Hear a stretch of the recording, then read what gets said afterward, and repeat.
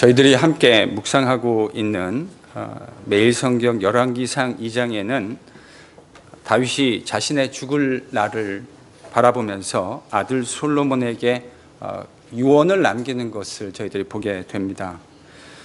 비록 다윗은 육신의 나이가 많아져서 더 이상 몸도 따뜻하지 않았지만 그의 정신만은 또렷했습니다. 그래서 그는 이스라엘의 진정한 왕이 자신이 아니라 하나님인 것을 놓치지 않고 기억합니다.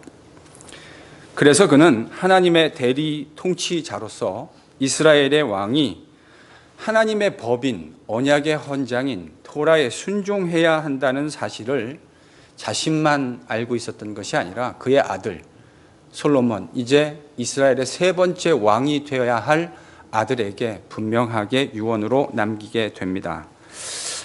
마지막 순간까지 아버지로서 자신이 감당해야 할 일을 정확하게 감당해내고 있는 모습을 보게 되는 거죠. 그런데 오늘 본문에서 우리는 이삭 이야기의 마지막 부분을 보게 됩니다. 여러분이 이삭 이야기가 시간 순서대로 배열되지 않았다고 하는 것 이제 성경을 보시면 잘 아실 것이라 그렇게 생각합니다. 그 마지막 부분인데요, 솔로몬의 이야기와 매우 상반되는 이야기를 저희들은 이 본문에서 발견하게 됩니다.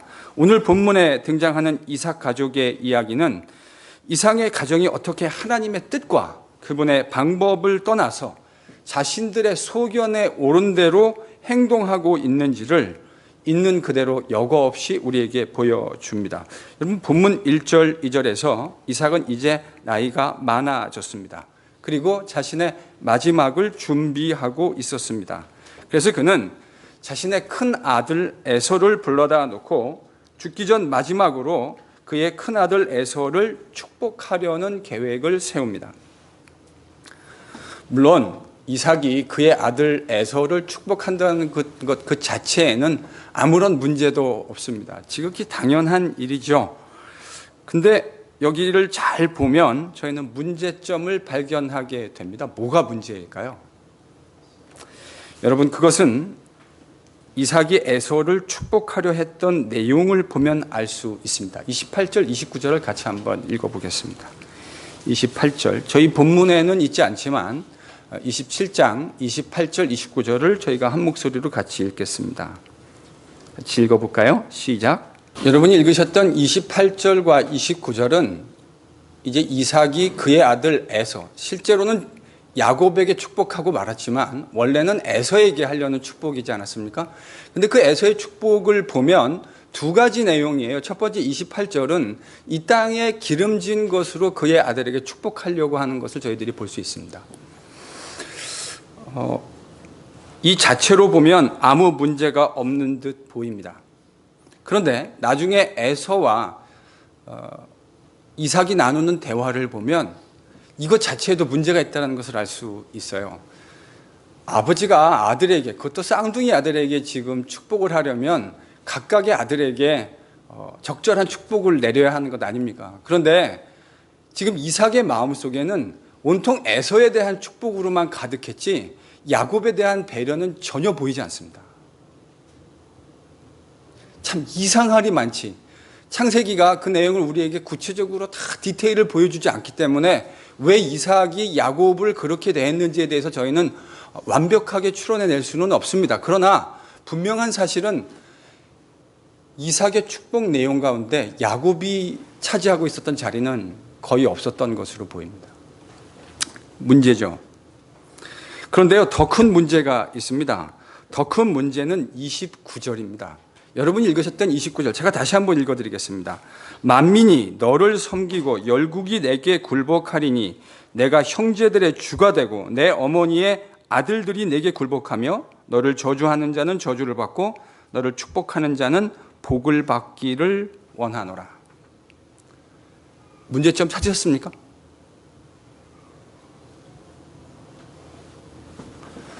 문제점이 있는데요. 지금 이삭이 에서를 축복하는 내용을 보면 과거에 이 아들들이 리브가의 태중에 잉태되어졌을 때에 하나님이 주신 신탁의 내용이 전혀 반영되어 있지 않습니다. 기억나십니까? 2장 앞으로 돌아가 볼까요? 창세기 25장 23절입니다. 25장 23절. 저희가 한 목소리로 같이 읽어보겠습니다. 창세기 25장 23절 시작. 누가 누구를 섬기겠다고요? 큰 자가 어린 자, 작은 자를 섬기겠다. 이게 지금 하나님이 이삭의 기도에 응답하신 하나님의 신탁의 내용입니다. 리브가의 뱃속에서 쌍둥이가 싸웠다고 성경은 기록하고 있습니다. 도대체 어떻게 하면 싸운 건지 잘 상상이 되지 않지만 이삭이 보기에 두 아들이 쌍둥이가 태에서 싸웠습니다. 그래서 이것을 가지고 하나님께 이삭이 기도를 했죠. 그랬더니 하나님께서 이삭에게 뭐라고 말씀하셨냐면 두 민족이 너의 태 중에 있는데 큰 자가 작은 자를 섬기게 될 것이다. 여러분, 이게 야곱과 에서가 태어날 때 하나님이 이삭에게 주셨던 신탁의 내용입니다. 하나님이 이삭의 기도에 친히 응답해 주셨던 거죠. 그런데 지금 이삭이 에서를 축복하려고 하는 그 내용을 보면 이 이삭의 축복의 내용 가운데 하나님의 신탁이 있습니까? 없습니까? 전혀 없습니다. 지금 하나님의 계획과 하나님이 분명하게 이삭에게 알려주신 그 하나님의 신탁의 내용과는 전혀 무관한 축복을 이삭이 그의 아들 에서에게 하려고 하고 있다는 사실을 저희들이 발견할 수 있습니다. 창세기 25장을 보면 창세기 저자는 우리에게 힌트를 하나 줍니다. 왜 그런가? 이삭은 그의 아들 에서를 사랑했습니다. 왜 에서를 사랑했죠? 고기 때문입니다. 이삭은 에서가 사냥꾼이었는데 그가 만들어 온 고기, 그 별미를 먹는 것을 좋아했습니다. 그래서 그를 사랑했다고 창세기 25장 28절은 우리에게 기록해주고 있습니다. 쉽게 잘 이해가 되지 않는 부분이죠. 고기 때문에 아들을 사랑했다. 그리고 그 아들에게 하나님이 주신 신탁과는 전혀 관계없는 축복을, 오히려 정반대되는 축복을 하려고 하고 있는 이삭의 모습, 참 안타까운 모습이 아닐 수 없습니다. 이삭이 아버지로서 에서를 축복해 주려고 하는 것은 아무런 문제가 없습니다. 그러나 분명한 하나님의 뜻이 명백하게 보여졌음에도 불구하고 그 뜻에 따르지 않는다는 것은 아무리 좋게 해석하고 이해하려고 해도 불순종 그 이상도 아니고 그 이하도 아닙니다. 사랑하는 성도 여러분, 하나님의 뜻을 찾아가는 일은 참 쉽지 않은 일입니다. 그렇죠? 우리가 하나님의 뜻을 따라간다고 하는 것은 결코 간단한 과정이 아닙니다.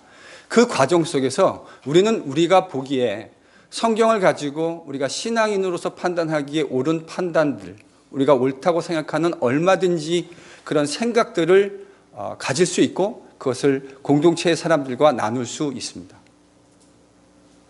그런데 하나님의 뜻이 분명해진다고 하면 우리는 그제 내가 가지고 있었던 생각을 다 내려놓고 그 하나님이 내 개인이 아니라 공동체를 통해서 이루려고 하는 그 뜻을 따라갈 수 있어야 합니다. 여러분, 그게 신앙인이죠. 그리고 그것이 겸손입니다. 저는 이런 일들을 종종 경험했던 것 같습니다. 제가 신앙인으로 제 사욕이 아니라 무엇이 공동체의 선이냐라고 고민하고 기도하며 내렸던 판단인데 공동체의 전체의 의견하고는 달랐던 경험들이 있었던 것 같아요. 그런데 공동체 여러 지체들이, 우리 믿음의 형제들이 제 뜻과는 다른 결정을 내렸습니다. 제가 목회자로 살 때 그런 일을 경험해 본 일이 있어요. 근데 저는 하나님이 저에게만 역사하신다고 생각하지 않는 목사입니다. 하나님이 저에게도 말씀할 수 있지만 우리 공동체에 있는 성령을 받은 동료 형제들에게 얼마든지 말씀하실 수 있다라고 생각합니다. 여러분, 이거가 겸손입니다. 이런 태도를 갖는 것은 매우 신앙에 있어서, 특별히 우리가 공동체로 살아감에 있어서 매우 필요한 자세이고 건강한 자세입니다. 그렇게 내가 아닌, 내 뜻이 아닌 하나님의 뜻을 같이 공동체 안에서 찾아가려고 노력하고 그 뜻이 정해졌을 때에 그 뜻에 기꺼이 순종하려고 하는 이 자세는 마땅히 신앙인이 견지해야 할 건강한 신앙의 자세입니다. 그럴 때 하나님이 나뿐만 아니라 동료 형제들에게 역사하셔서 인도해 주신 그 아름다운 결정의 축복들을 함께 누리며, 비록 내 뜻과는 달랐지만 함께 누리며 같이 기뻐하는 그 공동체의 복을 누리게 됩니다. 이게 공동체가 누리는 미스테리어스한 복입니다. 믿으실 수 있는 은혜가 있기를 바랍니다. 가정에서요, 그래서 리더인 아버지가 바로 서야 합니다. 제대로 중심을 잡고 모든 가족 구성원들의 의견을 합리적으로 또 신앙적으로 잘 수용해서 의견들을 수렴해 가야 하겠죠. 그런데 그렇게 하지 못하니 가정에 문제가 발생하는 것입니다. 교회 공동체도 역시 마찬가지입니다. 그래서 리더들은 같이 섬기는 형제와 자매들의 이야기를 잘 귀담아 들어야 합니다. 왜냐하면 내 속에서도 하나님이 역사하시지만 공동체에 있는 형제와 자매들의 생각 속에 하나님이 얼마든지 역사하실 수 있고, 때때로 내가 놓치는 것들을 그들을 통해 듣게 하시는 하나님의 아름다운 일들을 경험하기 때문에 그렇습니다. 지금 이삭은 리더로서 감당해야 할 그 일을 감당하고 있지 못했습니다. 그래서 가정에 문제가 발생했습니다. 적어도 이삭의 가정은 그래서요, 하나님의 신탁은 까맣게 잊어버리고 고기 때문에 자기가 편애했던 아들 에서를 축복하는 그런 어리석은 모습을 보입니다. 여러분, 이 계획을 누가 듣습니까? 리브가가 듣습니다. 근데 리브가는 곧바로 또 자신이 사랑하는 아들 야곱을 소환합니다. 리브가는 왜 야곱을 사랑했을까요? 창세기 25장 28절을 보면 이삭은 에서가 사냥하는 들의 사람이라 거기서 얻은 고기를 좋아해서 그 아들을 좋아했고, 리브가는 야곱을 좋아했어요. 야곱은 어떤 사람이었는데요? 네, 조용히 집안에 있는 사람이었습니다. 여러분 상상해 보세요. 엄마 입장에서 누가 더 좋을까요? 들판에서 막 뛰어다니면서 사냥하는 아들이 좋을까요? 아니면 엄마가 밥하고 있는데 그 옆에 다소곤이 앉아가지고 엄마와 말동무해주면서 말해 뭐합니까? 야곱이 좋죠. 아마 사근사근했던 것 같아요. 여자들은 늘 이런 남자들을 좋아하죠. 그렇죠? 그게 아들이면 더더욱이나 말할 것도 없고요. 야곱은 그랬던 것 같습니다. 집안에 있으면서 엄마 리브가와 이야기하고 또 엄마의 그런 마음을 잘 헤아리는 그런 아들이었던 것 같아요. 성경의 행간을 읽으면. 그러니 리브가는 야곱을 더 편애했습니다. 그래서 이 축복이 아들 에서에게 가는 것이 아니라 야곱에게 가기를 소원해서 계략을 꾸밉니다.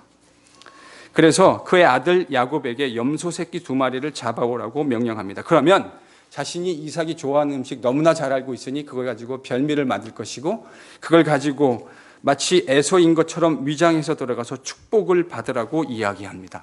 정말 어처구니가 없어도 이렇게 없을 수 없습니다. 거짓으로 속여서 하나님의 축복을 받아낸다.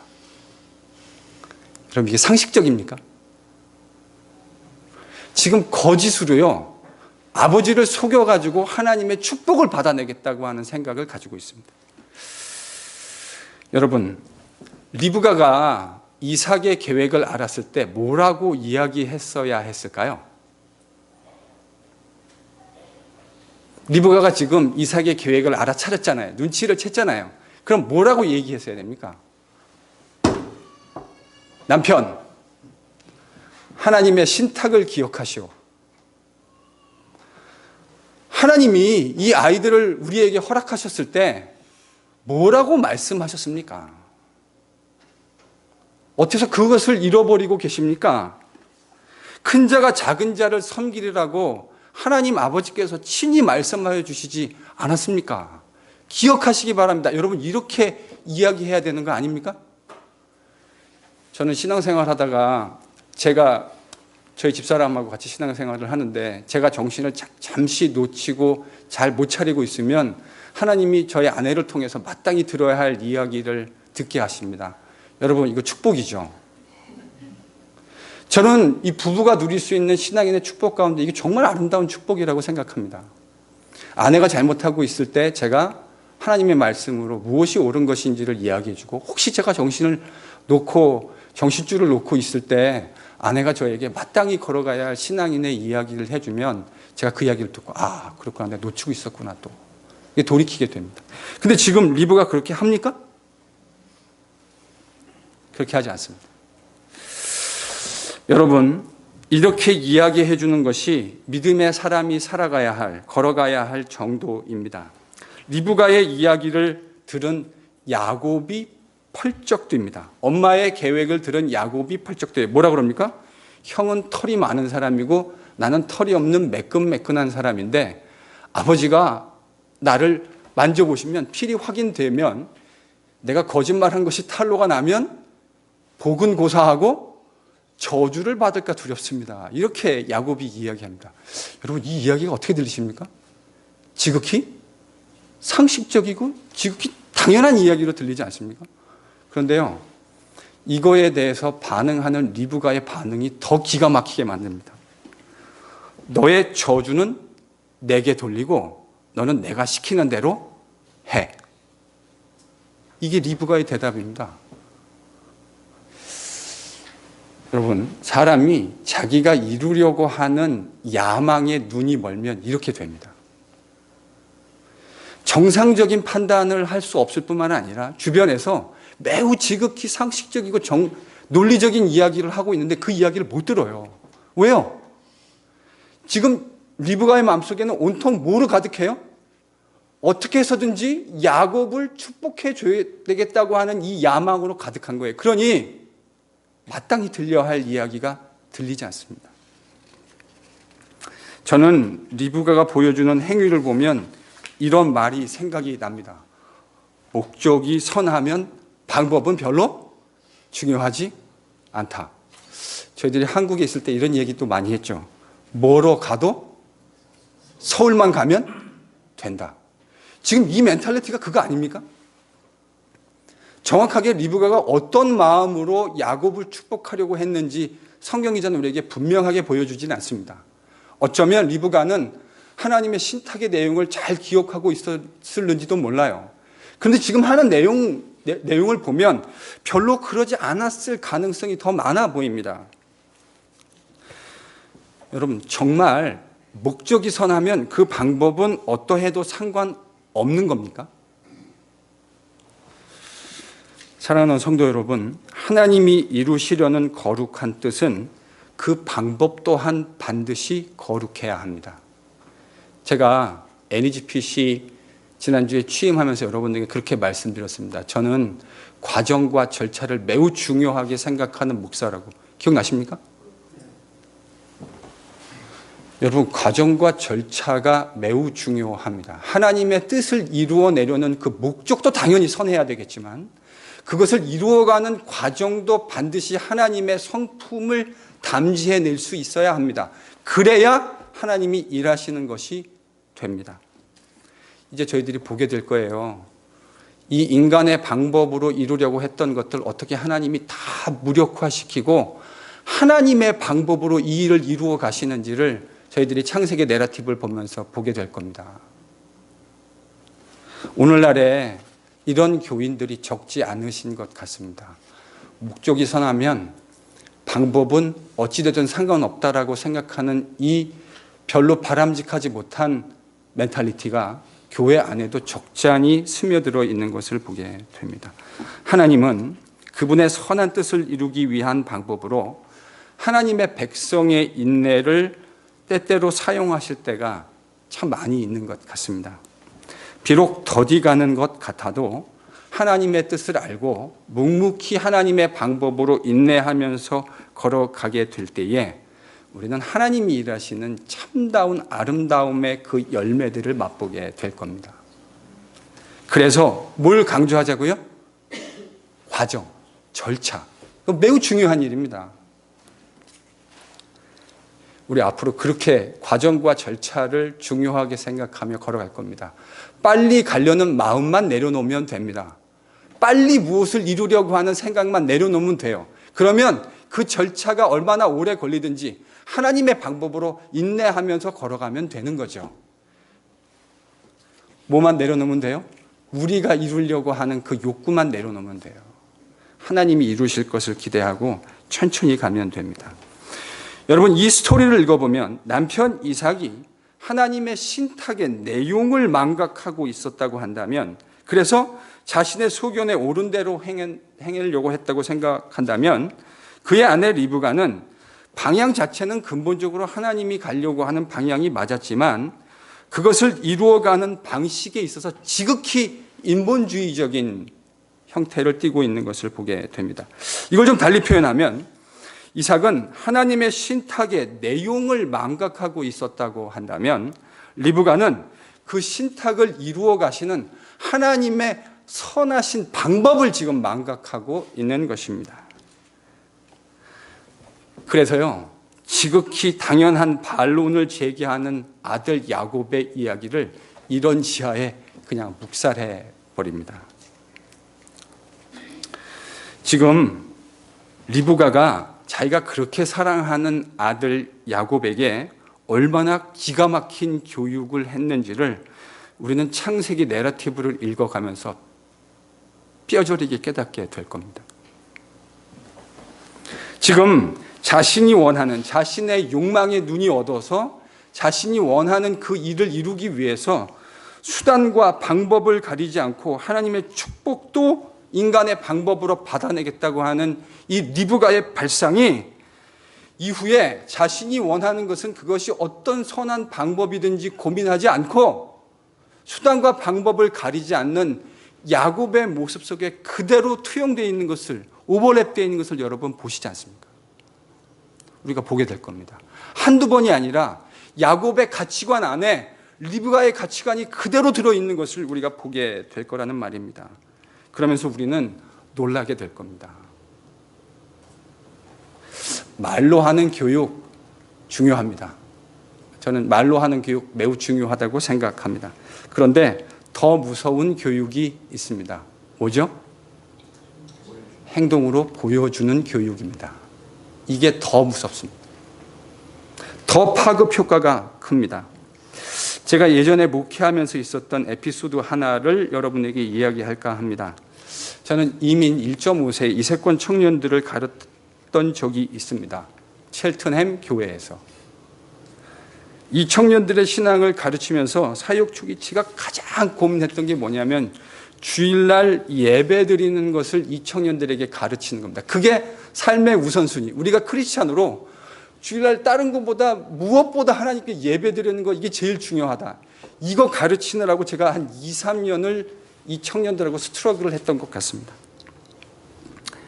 그들에게 있어서 주일날 예배 드리는 것은 한 3순위 내지는 4순위가 됐던 것 같아요. 제가 판단하기에. 학교 그룹 미팅 있으면 프로젝트 해야 된다고 예배째고, 한인회 1년마다 열리는 거 있으면 축구 시합 연습해야 된다고 예배째고, 조기회 축구 있으면 축구하러 가야 된다고 예배째고, 뭐 하면 예배째고, 뭐 하면 예배째고. 그때 그렇게 예배를 쬐던 한 분이 지금 우리 교회에 있습니다. 제가 이 친구들을 데리고 얼마나 그 목사로서 가슴앓이 하면서 보냈는지를 몰라요. 아마 본인들은 모를 거예요. 그래서 제가 별짓을 다 했어요.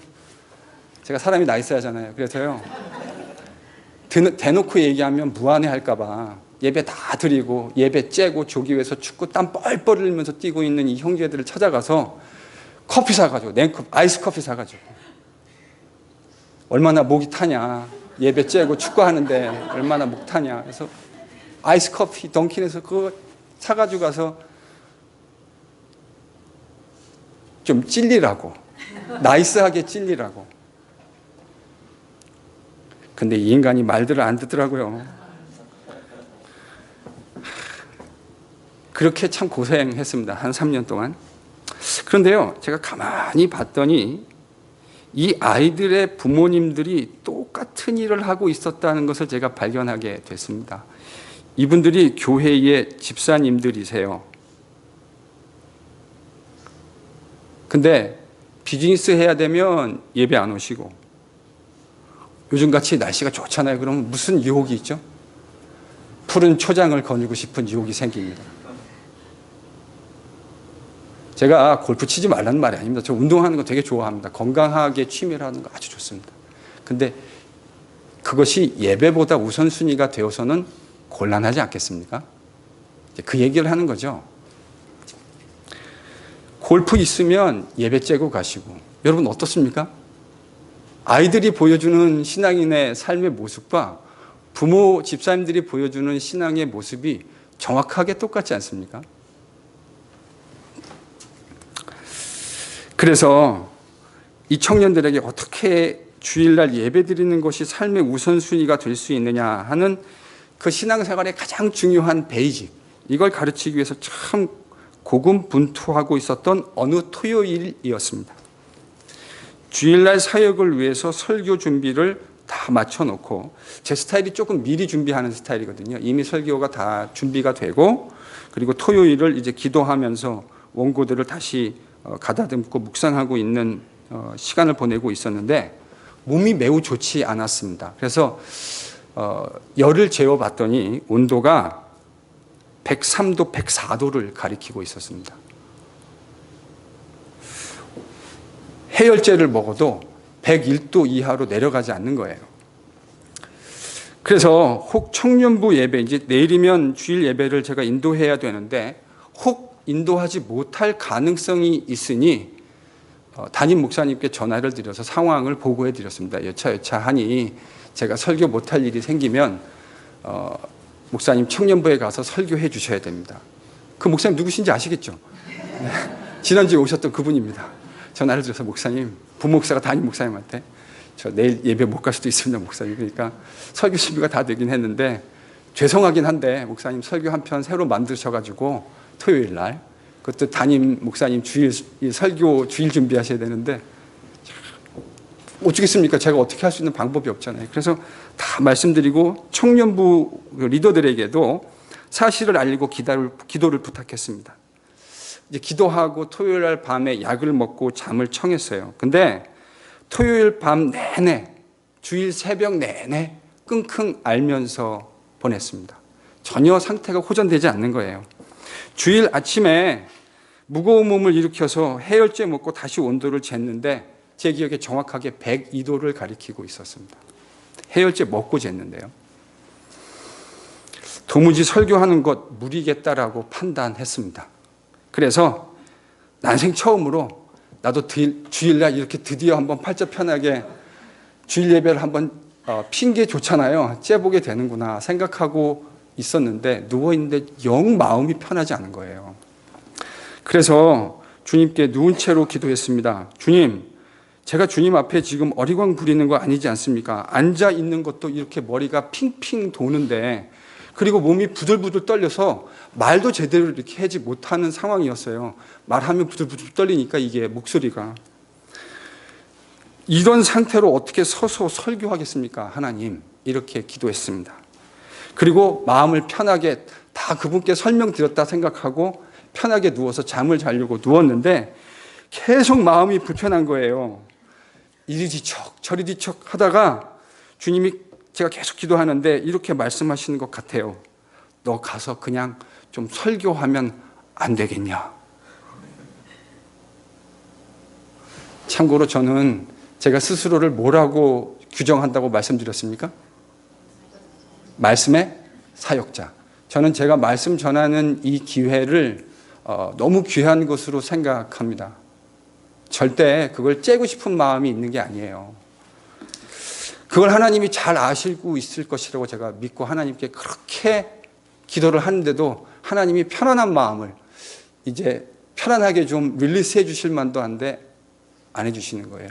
그래서 집사람에게 순종해야 되겠다고 약 먹고 설교하기 위해서 교회로 가려고 했습니다. 그런데 도무지 운전할 수 있는 컨디션이 아니에요. 그래서 집사람 보고 운전하라고 하고 저는 옆에서 패신저 자리에 앉아가지고 갔습니다.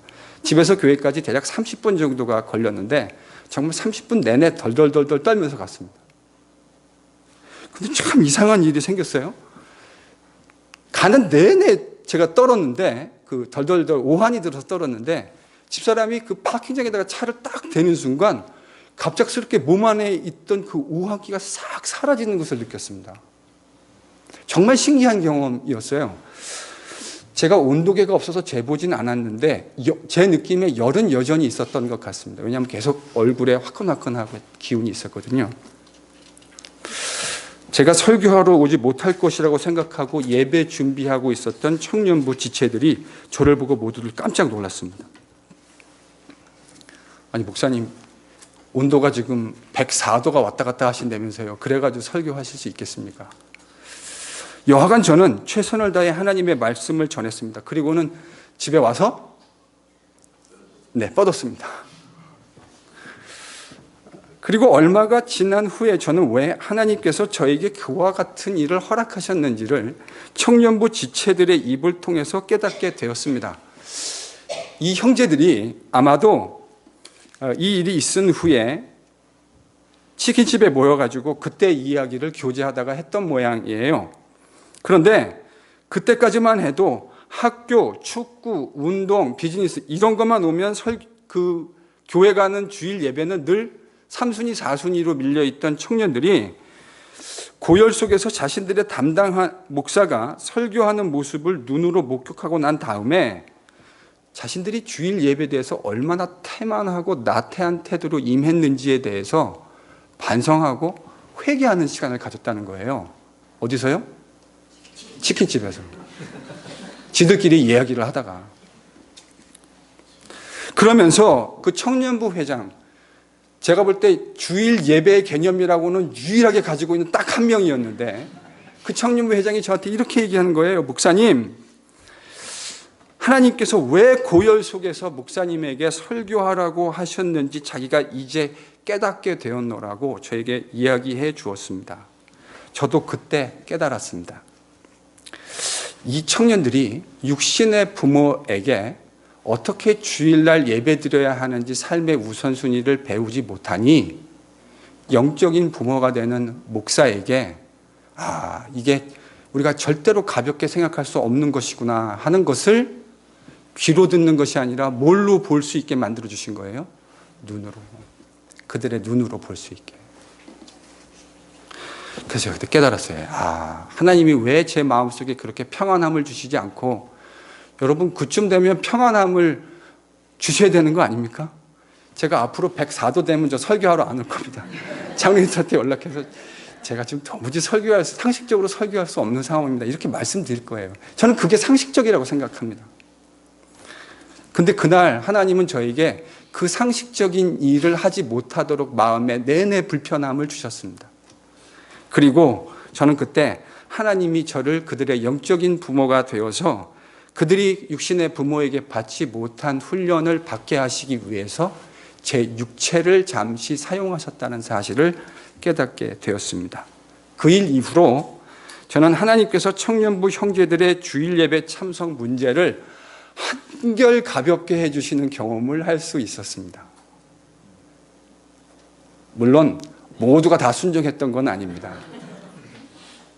그러나 이 문제를 끙끙거리고 고민하고 있던 저에게 하나님이 기가 막힌 방법으로 누구도 상상하지 못했던 방법으로 해결해 주는 그런 귀한 은혜를 경험하게 되었습니다. 사랑하는 성도 여러분, 한국에서 오늘 주일은 어린이 주일이라고 지킵니다.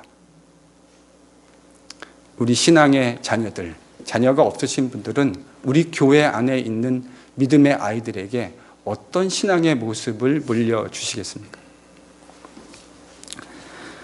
저는 담임 목사로 우리 NGPC 공동체에 내일 처음으로 송 장로님의 형님이시기도 하고 또 우리 김 집사님의 남편이시기도 하신 송영범 선생님의 장례 예배를 주관하게 됩니다. 우리를 모두를 겸허하게 만드는 인생의 죽음 앞에서 먼저 우리 믿음의 자녀들에게 하나님의 말씀을 망각하지 않고 기억할 수 있는 모습을 보여줬으면 참 좋겠습니다. 우리가 그렇게 한다고 해서 반드시 아이들이 잘 걸어갔다고 하는 개런티는 할 수 없는 거죠. 그렇죠? 본질적으로는요.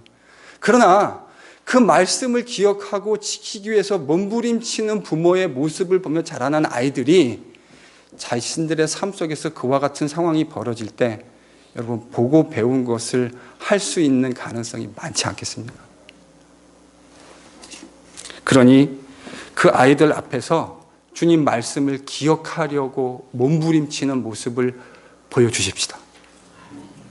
그 신앙의 아름다운 유산이 무엇인지를 남겨주십시다.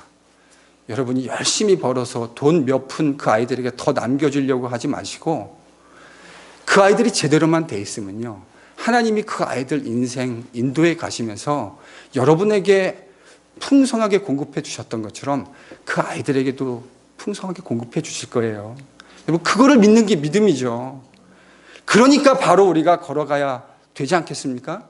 그래야 아이들도 우리가 걸어갔던 그 모습을 기억하며 믿음의 선한 싸움을 싸우게 될 겁니다.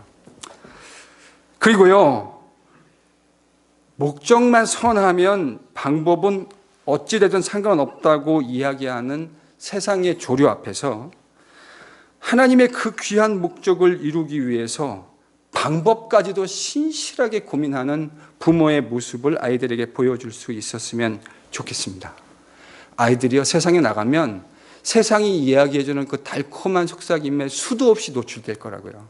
목적이 선하면 방법은 어찌든 상관없다고 하는 세상의 목소리를 듣고 수도 없이 듣고 살게 될 텐데, 그 목소리가 잘못됐다고 하는 것을 보여주는 신앙의 부모의 모습을 보여주면 그 아이들도 그 방법을 추구하기 위해서 반드시 지불해야 하는 그 신앙의 대가를 지불하며 그 걸음을 신실하게 걸어가게 될 겁니다.